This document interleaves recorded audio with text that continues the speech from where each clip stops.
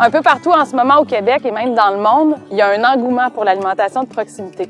Les gens se questionnent, mais ce qui mobilise surtout, c'est l'envie de passer à l'action pour faire une différence. Donc, comment, concrètement, chacun peut contribuer à augmenter l'autonomie alimentaire localement?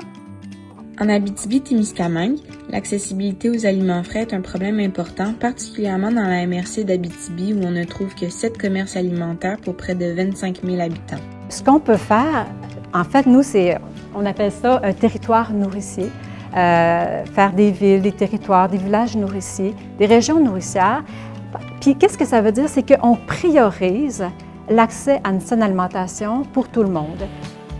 C'est de favoriser ce qu'on appelle le réseautage de la terre à l'assiette. Donc, tout part des interactions qui se créent, les liens qui se tissent entre les gens.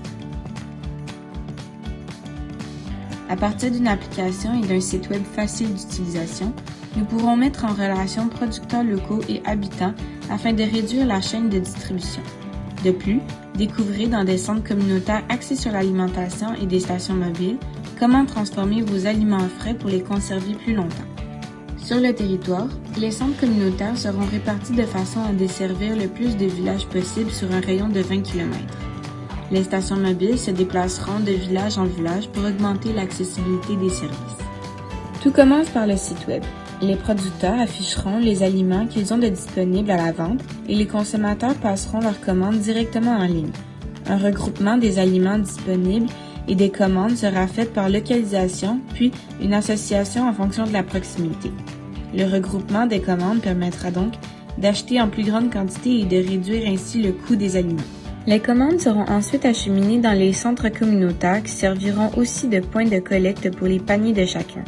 L'entreposage des aliments pourra y être fait, mais nous y retrouverons aussi tout l'équipement nécessaire pour la transformation et la cuisine des aliments.